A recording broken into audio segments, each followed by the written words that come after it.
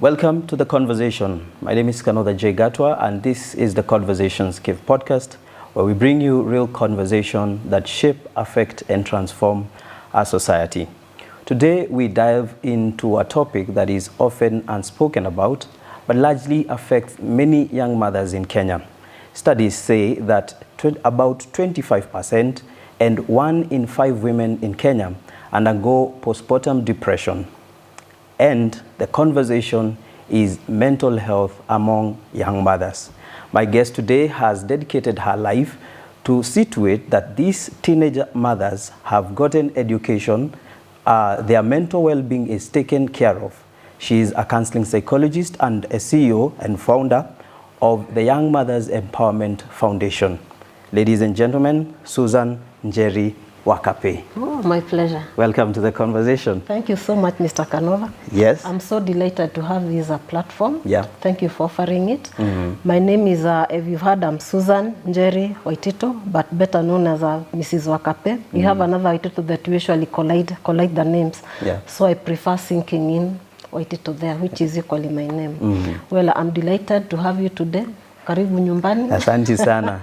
Thank you for having us. Thank you for giving it at my comfort. Yes. Anyway, as Mr. KANOTHA have just said, I work with teenage mothers. I have initiative called the Young Moms Empowerment Foundation Group that I empower teenage mothers, gearing them mainly towards education. Being also a counseling psychologist, I offer them a free counseling sessions and just to give them psychosocial support, to give them self-esteem so that when they go to school they can manage themselves. We have some who have gone through schooling, who have completed, and I thank God because they're still doing well and facing life challenges very well. Thank you. Awesome. Someone might be asking themselves, why teenage mothers? Well, for teenage mothers, let me say honestly, it started with me. I may not have been a teenager then, but I was a young mother. And when I got my children, I saw the challenges that come with teenage mothers. For me, of course, I got married, but there was still a young mother in me. Yeah. That was one.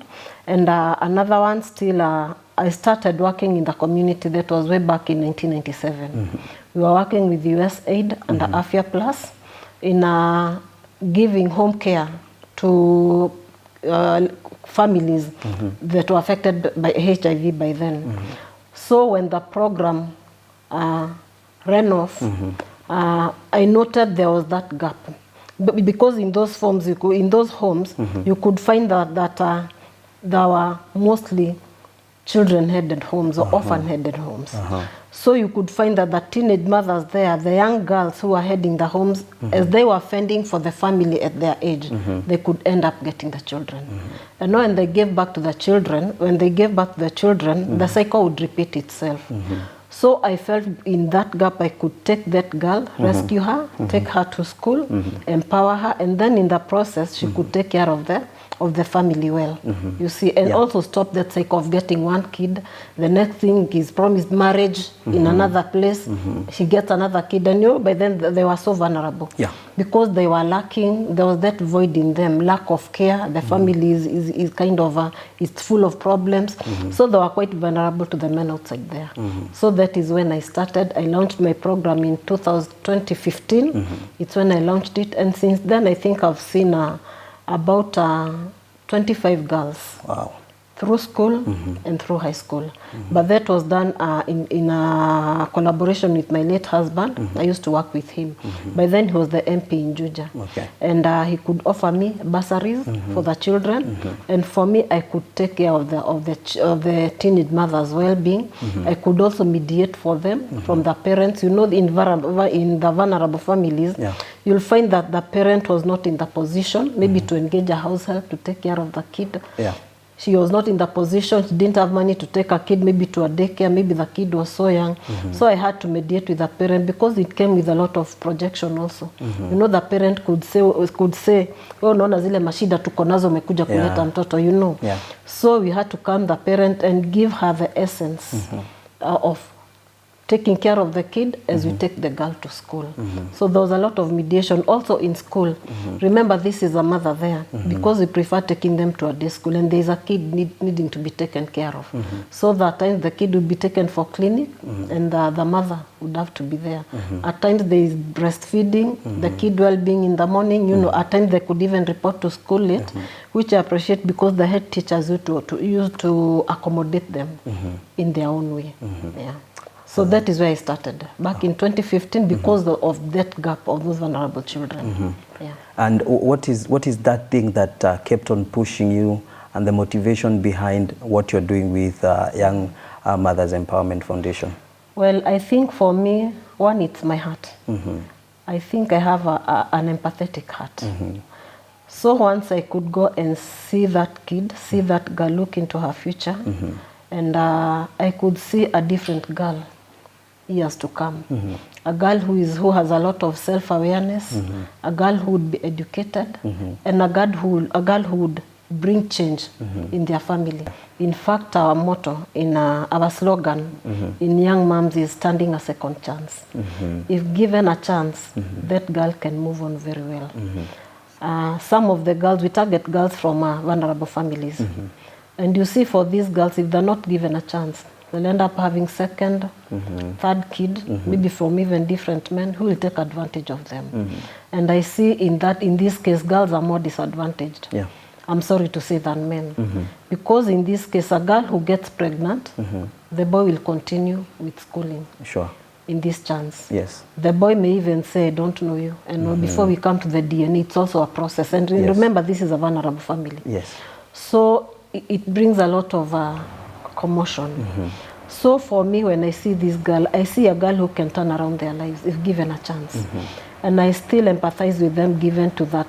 They have a kid who is looking up to them. Sure. A kid who needs to be nurtured by this girl. A kid who needs to be taken care of by this girl.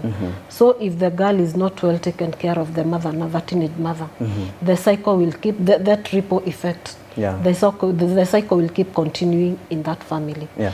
So that is maybe my main initiative where I get to rescue those teenage mothers. And in the process of rescuing and helping, what are like some of the challenges that have really affected what your foundation is doing? Well, for the challenges, let me first start with the girl family setup. Yeah. You see, for teenage mothers, mostly it comes from maybe rape cases. Some of them are rebellion cases. You know, girls, teenage mothers. Yes, yes. It's rebellion. Some of them it's even family. What do you call it? These are like kind of a guardian taking advantage of the girl. And in most cases, it takes a lot of intervention. That is, it's incest. I'm trying to get that word. It's incest. You see, in case of incest, let's say it's an uncle. So when you realize it's an uncle who has impregnated this teenage girl, it becomes a family affair. Yes. At times the girl is told, don't say it. Or if she says it, she's even maybe marginalized in the family. You're trying to spoil it, spoil the name of the family. To disintegrate the family, that kind of thing. Yeah? Yes. So it takes a lot of interventions and a lot of also engaging the family to tell them that what they did was wrong, and in incest it does not stop there. If it's a man who is praying young girls, it does not stop there. If it's that family girl that she's gone into incest with her, the next thing you still have another and another, maybe even within the village. So we tell her it's good for you to stop it once and for all. So if it's in case of going to court, we have to support the family, we have to support the girl. You know, at times they feel they're doing the wrong thing also. Yeah. If it's the mother unaona anachukiwa another family, you are bringing all these problems to us. Yes. The husband is there, you are suing my brother, you know. Even she's even kicked out. You know, all those commotions, they come in. But we stand firm and we say that in the end of the day, the girl is protected by the rights in Kenya. She's well guarded. So besides everything, law has to take its course. Yeah. That is how we go. So at times it becomes a challenge also in my foundation. Okay. Another thing, it's about the support. Before I was getting support from my husband. Yeah. Because I could just identify the girl. I've seen from vulnerable families, and he was ready to have a full scholarship to the girls. Now when the cost changed, you see now I have to go to the county. I appreciate because even our governor, Wamatangi, he does give me bursaries for those children. When I go to our MCA, he does give bursaries, though it's not guaranteed. It's not like before that you could just take full scholarship. But I get out of my comfort zone. In fact, at times I'm asked, what is your business? My last born is 34. There is no kid I'm educating as per now. Sure. But I say it's, I feel it fulfills my, everyone has their calling. And it fulfills my calling when I do that. And it makes a change. Yeah. So you have rescued them, you have taken them, now they are part of your foundation. Apart from education, what other initiative or programs does the foundation offer to these teenage moms? Okay, I mainly do it gearing them towards education, as I've said before. And from there, if there may be technical courses, like Deacon here in Juja has sponsored 3 girls from YOMEF. And another thing, I'm also engaged in psychosocial support for the youths in drugs addiction. Again, that one came through a teenage mothers who was into drugs addiction. When I took her to rehabilitation center, she got a sponsorship at Asumbi Rehabilitation Center in Limuru. So when I took her there, it was like now she's gone there, she's well recovered, but where does she come from? Already, you know, when you get into drugs, you get disconnected with the family because of the behaviors and all that, behavioral changes.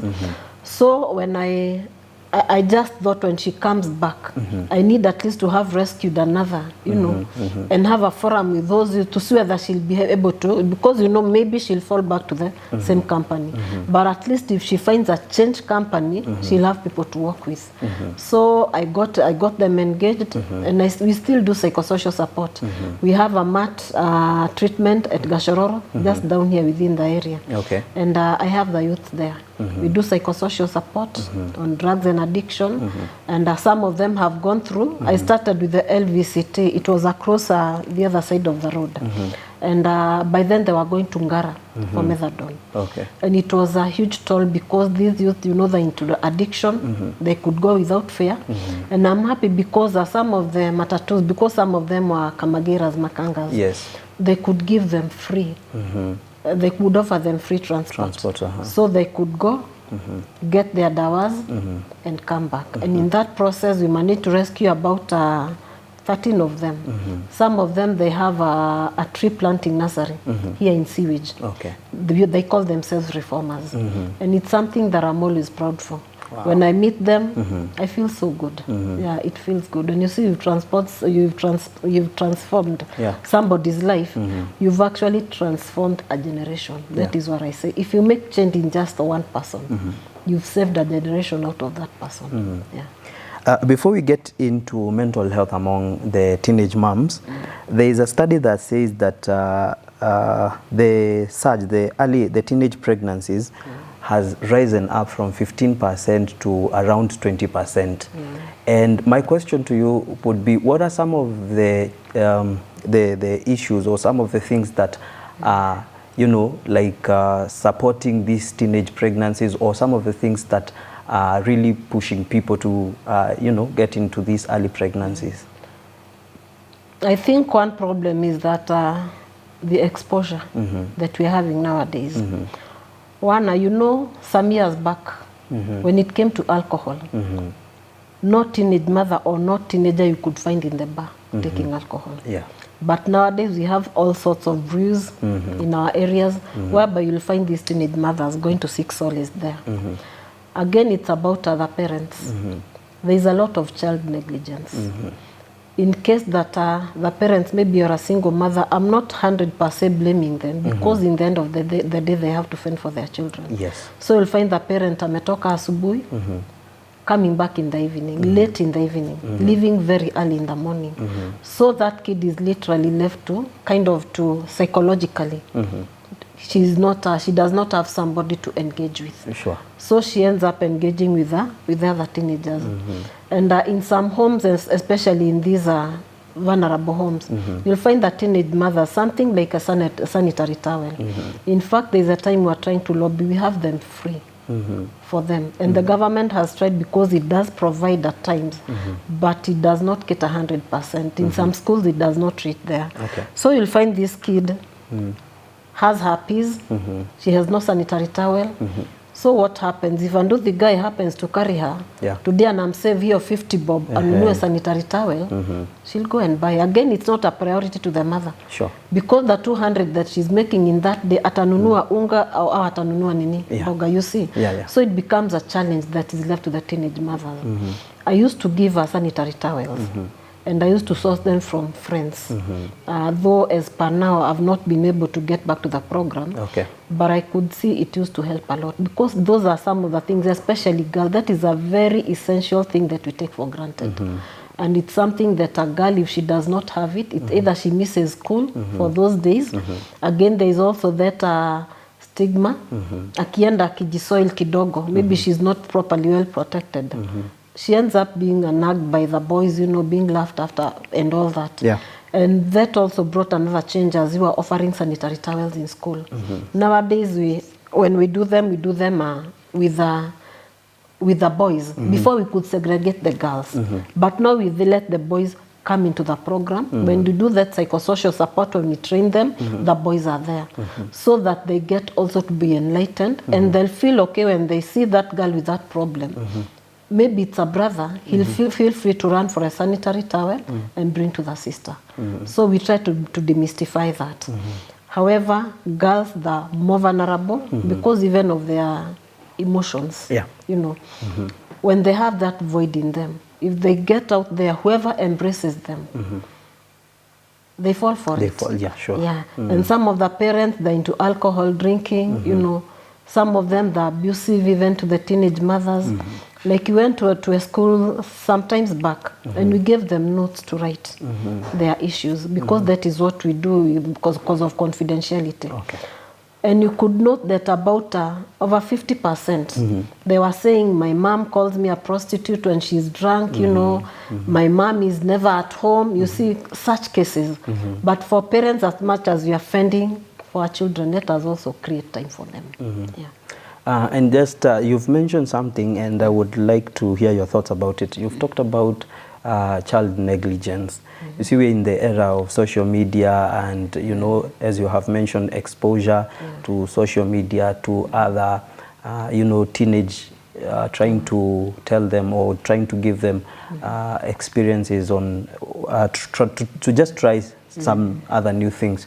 Is there like a law probably in Kenya that talks about child negligence, or is just something that we'll have to live with it? Yeah, we have child protection rights that are there. And in child negligence, the mother or the parent or the guardian can be sued, because there is a law protecting children. That is in child negligence. And we also have the rights for the children. That is shelter, education, good health, food provision, and what else? Yeah, we have them. The laws that protect our children and also the children's rights. They are well illustrated. So if you neglect or if you go against them, you are bound to face the law. All right. Now let's talk about the mental health among these young mothers or teenage mothers. In your interaction with them, what are like some of the common mental health issues that you come across with? Okay, one of the mental health issues, it's about, it mostly comes from the family setup, from the family. They feel that they're not well catered for mentally by the parents. The parents have no time to listen to them. The parents have no time to engage. And in this era also, we expose our children maybe to even to phone gadgets early enough. So even the girl herself, if she needs anything, she's well, you don't know what they're going, you know, through in their phones. Yes. So they end up maybe seeking solace there. So in the form, you'll find even the parent is at home, but the girl is not there. She just comes to have dinner, maybe even to have that lunch, and then unapoteana. They're engaged in what you don't know, what they're doing. Like some of them, they even watch pornography, and what does that lead to? You see? It opens that door to their exposure with men. And again, also in their mental health. We mostly advise them even to seek counseling. You know, before we had this family setup, whereby you could have aunts within the area, you had your uncles within the area. So if anything happens to me, even if I don't tell mom, chances were that I have an auntie within the area who I could just go knock to and talk to. I had a cousin, you know, for a cousin, they had that genuine, you know, genuine concern. And maybe they could even help me to find somebody else to mediate for me, you see. But nowadays, what do? We live in these neighborhoods that we don't know each other. And maybe even they may have no somebody to talk to. If not, so they'll go and confine to a girl who will tell them, okay, this is happening to me, to you. Wachana na ye, let's go have a drink, you see. That kind of rebellion starts building. You start noticing behavioral changes in your kid. And maybe you start even blaming the girl that they're working with. But it's a problem that you can handle as a parent in your own way. But we've gone that direction, which is very dangerous. Even in family setup disintegration that we are having now, it's becoming too difficult even for our children. As I begin, I talked about the statistics that say 1 in 5 young mothers or young women in Kenya go through postpartum depression. And these teenage mothers are highly affected. Have you encountered several cases of depression, stigma, family rejection, and the sort as you're dealing with these teenage moms? Yeah, we've had many of them. Like I had a case. That girl, I think she completed last year, but that's when she did her Form 4. That girl was raped by a neighbor, a good friend to the father. So first when she said it, she received a thorough beating from the father. Then there was a fight that ensued just within the compound, the house that they had rented. So you can imagine what that did to the girl, what that did to the girl psychologically. And then from there, nobody was there to tell the girl what was done to you. It was wrong. However, you have a life. You can change it. You can move on. You know, somebody to work with her. Now the parent is there, the husband is blaming the mom. You've neglected your girl, look at what you're doing now, you see. So it brought a total mess in the family. The parents separated, but at some point they came back. But now when the girl went to give birth, she didn't want even to touch the baby. She didn't want even to see the baby, because from the from the word go, she never got any support. However, I took her in for counseling, and she did her class 8 exams very well. She managed to go to a day school. In fact, she was studying at home. I had good teachers who volunteered to go and tuition her in the house, who could even take some textbooks to her, some of the exam papers. She could do her revision. And she sat for her Form 4 exams. That is after she gave birth. Because she gave birth toward the end of she sat her exams and she was almost due to give birth. So she just walked to exams room, did the exams and went back. But these are greatly affected the girl. Because even to date, that kid, she doesn't ever want to hear him calling her mom. Atakangi. Anakatanga kabisa. But I told her with time, she'll keep accepting, because, you know, again, it's not the kid's fault. He did not choose to be there, you know. But out of the way that the kid was, you know, the background there, it gives those children a lot of mental health issues. And it brings them also that postpartum depression. But the mother was quite accommodative, and she has taken care of the kid ever since. From your experience, you're talking a lot about family, and I'm thinking, are families like giving sufficient support to these teenage moms, or they just leave them to just give birth and just, you know, throw them away so that they can take care of their own families?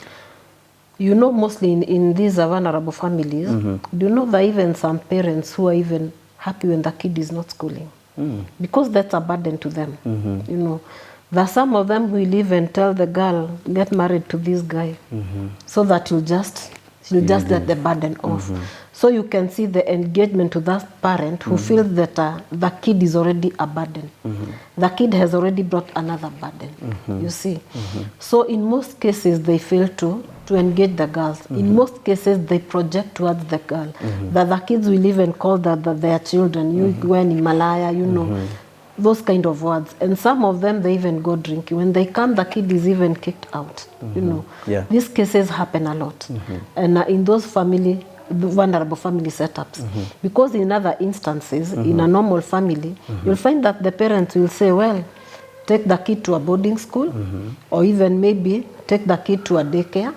The mother goes to a boarding school where she's not known, or will engage somebody to take care of the kid, and life continues. But in this family, there is that gap. Maybe even the grandmother to the kid now. You see, maybe she's a mama mboga. She has to be in the market by 6 in the morning. Now here she has a kid. What does she do? She's the one who is paying rent. Maybe she may be even married, but the husband is a drunkard also. He ends up having nothing in the home, you know. So it becomes a huge toll, both in the kid and also in the mother. How does family rejection affect this teenage mom in their day-to-day life? It takes toll on them, and it takes a big toll on them. Like now I have a girl, okay, she's not actually a teenage mother, but she's a bright girl from a vulnerable family. That girl kind of, she stammers. And when she's coming for bursary, she comes herself. I've always told the mom, why do you send your kid alone to come for bursary, you know? But the mother is not concerned. She's not there. Ni shida yake, you know? When the kid is sent from school, the mother is not concerned. It's for her to see how she'll go back to school, you know? So for teenage mothers, it happens that way. The parents, they feel that out of the burdens that they have, even for them, they need a lot of psychological support. Because some of them, they live in abusive marriages. Some of them, out of the problems that they have, they've already affected them psychologically. They hate themselves, they have low self-esteem. That is why they go, maybe they find that a defense mechanism to go drinking, you know. So it goes that way. And it takes a huge toll on the teen. Because, you know, a mother is a mother, naturally. They're there to nurture. And when they're not nurtured, you give it a big miss in their lives, because they'll not be able to nurture their children, you see. So it's a failure right from the parent up there, flowing down to the kid, and we try to curtail it from flowing down to this other kid that has been born. What is the role of the community in all this? How can the community also help in, you know, empowering these teenage moms? Apart now from like your foundation and other individuals, what is the role of the community in empowering these teenage moms? You see, for the community, again, we have failed. Sincerely, we have. Because leave alone even teenage mothers, you'll find a whole family here with a neighbor who goes hungry. Nobody is concerned. Unless we get to people like Akina Karango to go online and mediate for them before they reach there. Somebody like Karango mediating for a lady in Muranga who is residing among neighbors. You see how it goes. So you can imagine now that family that maybe Karango is going to build for, the children in that family, they've been languishing in poverty, when the community is right there. Just there, We've had this, I call it TB, a too busy disease, you know, whereby we have no time for each other. Nowadays, it's not even in the community, even your brother or your family. You'll find even in the family, it's not like before, whereby you could just walk into your uncle's home, you're accommodated, you stay there for a week or so. It does not happen that way nowadays. That is how I was brought up. But right now, it does not happen that way. So there's that negligence in the community. But maybe we go back to the church because the community also belongs to a church. At least they do at times try to see that most maybe the vulnerable families, they do take care of them at times, but it's not always. It's not always. At times they do. Yeah. Awesome. How do we create awareness about this, increase in teenage pregnancies, right from individuals to foundations to the community? How do we go about creating this awareness and also helping people to know that this thing is happening and how we should stop it as individuals and as a community? I think the right channel that we could use, one, it's the church, because that is where families come together. If they could have these programs for teenage mothers, the community in the church, when they come together, they actualize things, you know that. So if they could go that way in the church, have the teenage mothers, give them psychosocial support, let them mix with the other mothers also, because even for my teenage mothers in my program, I always encourage them, don't go chini ya maji, you know. At times tell your fellow teenagers, I'm a teenage mother and I went through ABCD. So learn from me, you know. Everything happens for a reason. It may be maybe that leverage, it will bring you, it will uplift you higher one day, one time. So if the church could do that, bring the teenage mothers together, let them also mingle with the other teenagers. Let them come out clean, share their experiences, have that psychosocial support groups. I think it could help a lot to raise awareness, because not only to the mothers, even to the other, not only to the parents, even to the other teenage mothers. Because mostly what we do when a teenager gets pregnant, we isolate them. I'll tell my girl, sitaki kukuona na fulani. You know, she's a girl who's having, she'll misguide you, she'll mislead you, you see. But when they're given a chance to sit, they'll have a lesson to learn from this girl. They'll tell them how parenting is, the challenges that I go through as a mother who cannot even provide for their kid, you know. And also this thing is also affecting even in our schools. Because you'll see that in a class that has about, let's say, 12 teenage mothers who have taken their children there. Remember, there's rejection, there's neglect and all that. So if you tell the parents that we have a school meeting, you won't see that girl, you know, because they're not there to mentor their children, you know. So I think from that one, from the church, we'll be able to mentor this girl who will be able to go and mentor this child. Because if a child knows this is my mother, even if the grandmother is there, she still looks up to the mother, as young as she is. The kid does not know. So it takes a lot of empowerment, self-awareness, that psychosocial support to have that kid, to have that mother embrace that kid, go in the school, that the kid know that my mom came for me, my mom wants me to study, my mom will, you know, will encourage them, you know, that kind of thing. So that we get that deeply rooted culture in teenage parenting. We'll give it a change. That's amazing. How is Young Mothers Empowerment Foundation creating awareness to calm this whole thing, to calm the teenage pregnancies that is at surge? Okay, in most cases we do psychosocial support groups. And like now I belong to an NGO also called Nguvu Edu Group, whereby we have several teenage mothers, and I do offer free counseling. I don't charge anything to the teenage mothers and also to the families. And I open my doors for them. They usually come. In fact, if you stay, you may find one or two coming in. I always welcome them. We sit, I give them psychosocial support, and I create awareness also, and also maybe in other programs that I'm engaged in. I never leave without mentioning anything about teenage mothers. Amazing. There are like government policies in this whole teenage pregnancies thing. Is there like an act, a law, something the government is doing in support or to support teenage mothers? Yeah, there is. Like now, if a teenage mothers, if a teenager gets a kid, one, they have a right to go back to school. So you cannot have it. You know, before they could be sent away. But nowadays they're welcome back in school. I have one who I'm taking next week, actually, back to school, who is my niece.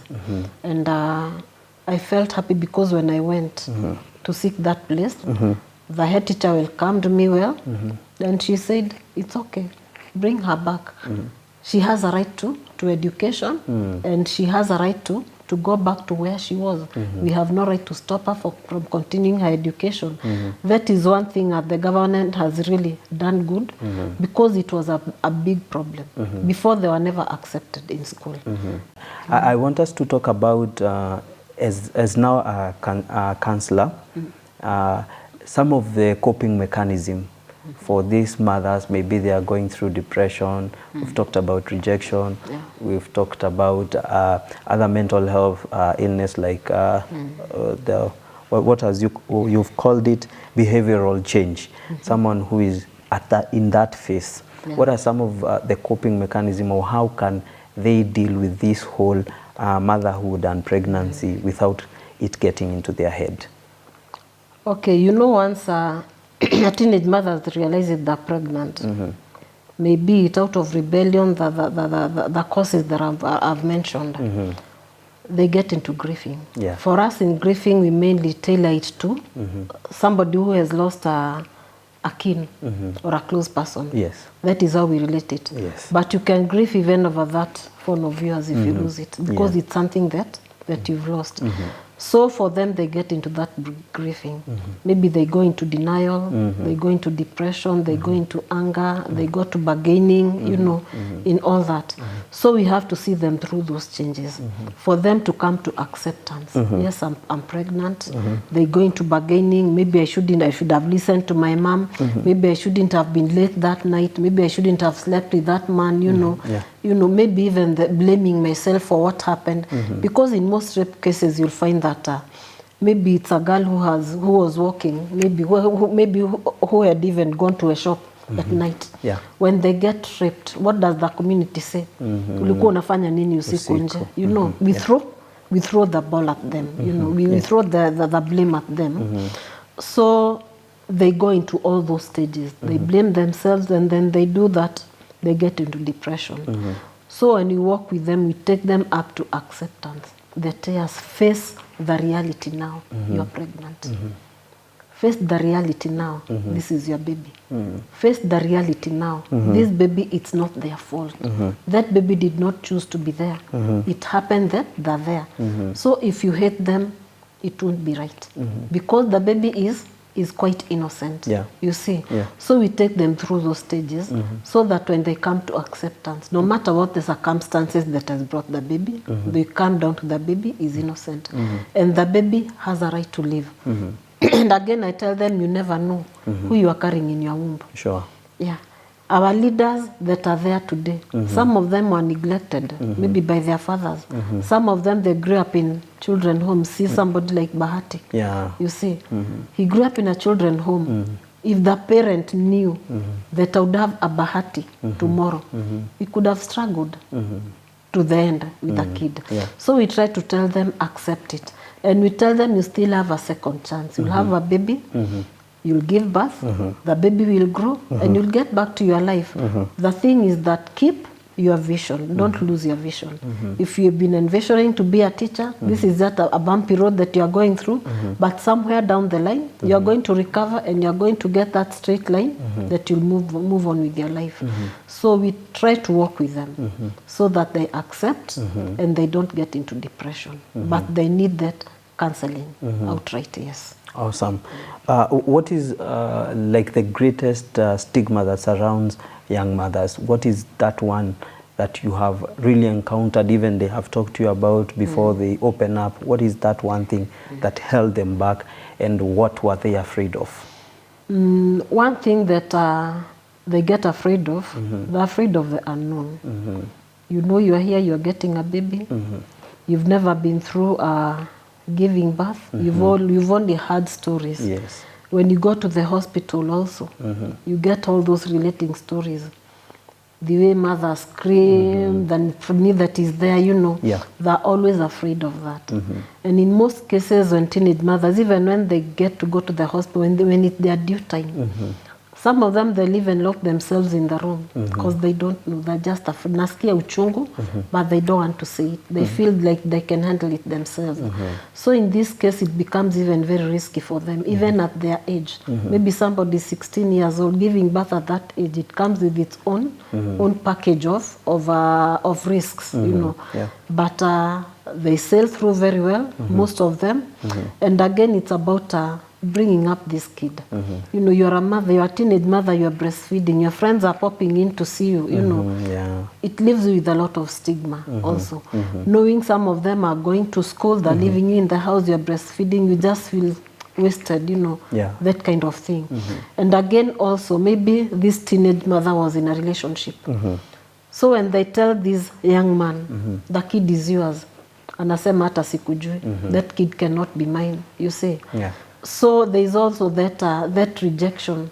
The people, there's someone that they thought would care for them. Maybe somebody who had promised, I'll get you out of this, I'll be buying you those sanitary towels, I'll be doing ABCD. Suddenly they're there, they've neglected you. You've come to a home where the mother is telling you, I've been telling you, wacha mambo ya kuzurura nini, you know. No, you are nowhere, you are just there alone facing your own issues. Yes. Again, you have a kid that needs to be fended for. You know, you have the kid, but you know she needs something like Pampers nowadays. That is what they're using. It costs money. Yes. The girl cannot afford. You know, so it becomes a whole of problems that are heaped on the girl. And it really brings them down. Without support, it really brings them down. Yeah. Back again to the question of awareness. What can we do? Now we are in the age of social media. Everything is on social media. A lot of people are in social media, particularly things like TikTok and Instagram. How can we use these platforms to create awareness, not only about teenage pregnancy, but also about mental health? I think one thing, it all starts with the family. Before we move to anybody else, me, I always start with the family, where that kid is coming from. Because before my daughter hears something from outside, let her hear it from me first, you see. Yes. If it's this phone that she's using, before she hears it from the media, from the TV or anywhere, let her hear it from me. Let me take the burden of following up what they're watching, what the, you know, even communication. Yes. You've had girls who are told by, you know, some of them are grown-up girls who are told, come and meet me, maybe in town. The next minute, they're not there, you know. The kid just received a communication, they've been chatting, and then they go. So it's good to create that awareness. It's not always that you'll find that the right things in that. It's your choice to choose what to watch, what to listen to, and what to take. Because some things that you tell our children are wrong. When they come to the social media, it's right to them. Look, something like about this mambo ya gazing. We'll spread the gospel, but when they come here, what do they see? They'll see there are girls who are lesbians flaunting there, you know, you know, even some of them doing weddings, you know. So it's up to us parents to sit our children down. Let's track them. Let's always also have those support in school, those psychosocial supports in school, whereby even the teachers can be maybe throwing a word to the girls. Or also even this, it does not affect only the girls, even the boys are in the mix now. Whereby they can have these talks with the children in school. When they come home, let them find the same gospel in the home. Because for us, we have thrown the responsibility to the teachers and, let's say, to the world at some point. Because if I'm not there to support my kid, who else will? I leave it to the teacher. The teacher kona watoto wengi sana. She cannot be able to follow up and say what this and this kid is doing. But somehow they get them between the lines. If it's the TV, you'll find that now if it's about things like kissing and all that, giving birth, you'll find even cartoons giving birth. Like now I have my kids here. The one is 4 years old. I cannot tell him that I got the kid from the supermarket or from the hospital. You know, they have a vague idea where the kid comes from. When they see an expectant mother, they'll tell me, sure. she's going to give birth, you know, from a 4 years old. Yeah. So it's up to us. We up our game on our children. Because if we don't do that, we'll be surprised. We'll be surprised at the things that they know that we don't know they know. Yeah. You know. Yes. So it's good to engage them. And also let's have that time in the home whereby no phones, you know, are entertained, maybe in the sitting room. Okay. So that you can have time to engage. Because that is one thing that is bringing a big barrier in the families, whereby you lose track on your children and the children lose track on their parents. Yeah. Awesome. Before you give us your final thoughts on the whole teenage pregnancy, how can someone partner with you, or how can someone, you know, send their donation or send whatever it is that they have to help you in the foundation and in the work that you're doing? One thing I would appreciate is have people who can sponsor these children through education. Some of them are bright children who need education. Some of them, they need things like baby's clothes. Like when you come to my house, you'll find I have a lot. Even my children, I tell them, if you have your children clothes that are not fitting, bring them to me. Yeah. Because even in the hospital, like now I'm in the board of Gashororo level 4 hospital, and there's a maternity there.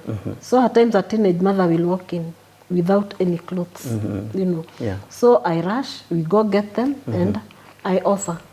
Just for that support, you know, that little support that you can give. You don't have to do big things. That little thing that you can do, it makes a difference. So if it's education, you need to sponsor a kid, get in touch. I'll give you the school account, pay it there, let the kid go through schooling. If it's my fellow counselors, you know, at times you have this dual relationship. If it's a kid we've been so close, at times they feel not comfortable. Yes. So I can refer some of the cases to my fellow counselors and let them work with these children. Yeah. Awesome. Now, what is the message that you have for the teenage mom, especially the ones that may be struggling with mental health issues? What is the message? What is it that you'd want them to know and you'd want them to hear from you? Okay, what I would tell them, it's okay at times to feel what they feel. Because they've gone wrong in some way at times things are befallen to them that they never thought they would come. So I would tell them it's okay at times to feel low, it's okay at times to feel bad, but it's not okay to remain there. You know, you deal with their feelings, but know that there is always a second chance. There is always a second chance. There is no permanent situation. And it's not that your life is predetermined, that you'll forever be the way you are. You know, I always tell them that your past does not determine your future. You may be from that vulnerable family today, but tomorrow you may be the one telling your mama building you a house somewhere. You are the one who will be turning around things at home.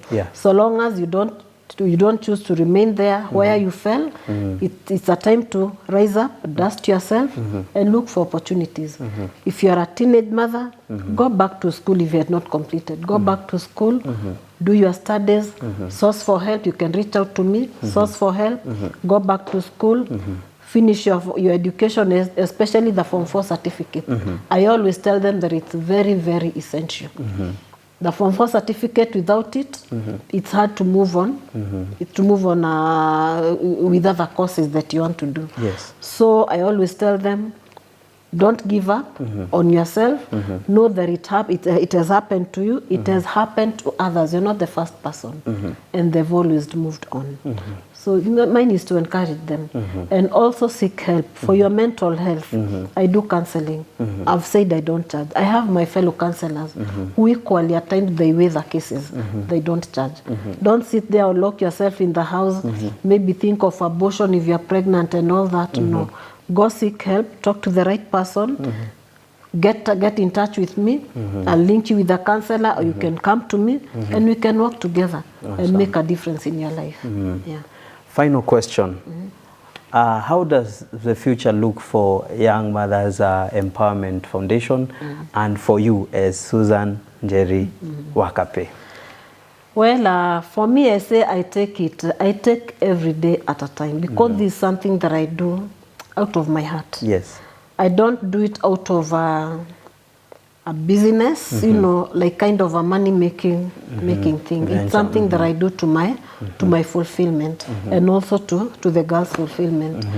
What I would wish for young mothers is just to strengthen my foundation, be able to accommodate more girls, have more counselors on board, and we do this thing together.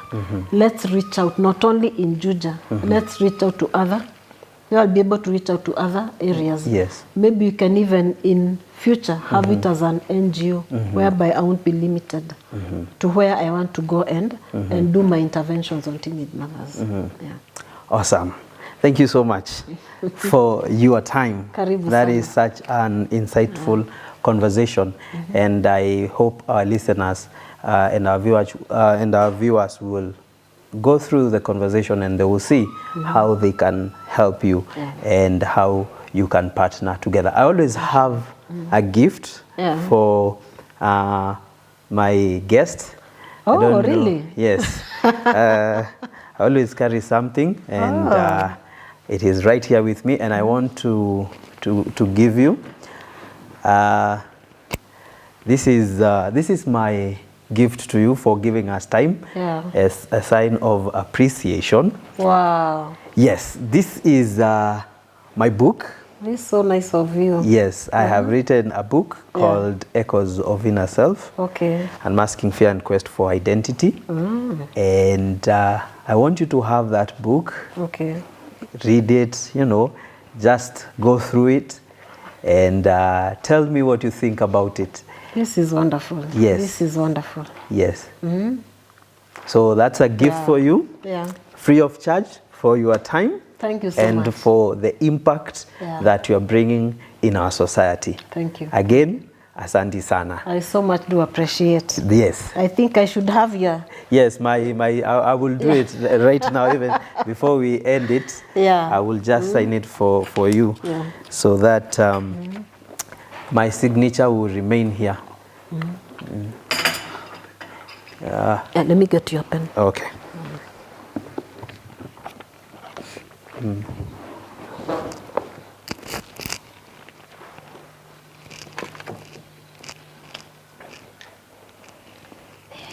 Awesome.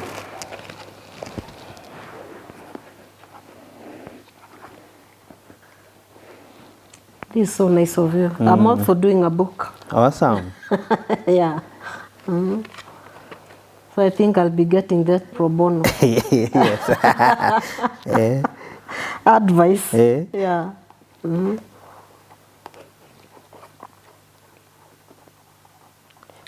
Awesome.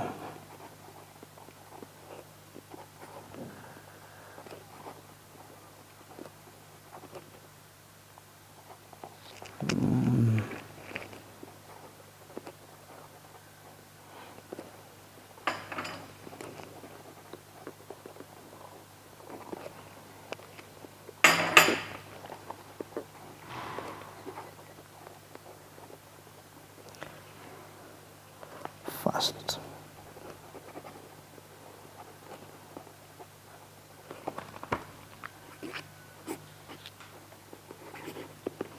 Awesome. Thank you. This is so nice of you. I'm delighted. Asante sana. Awesome. Thank you so much for your time. That has been the Conversations Cave podcast. If you find this particular episode inspiring, informative, and transformative, please share it, and would also want to hear your thoughts on our comment section. Thank you so much. Up until next time, God bless you and have yourself a lovely day. Okay.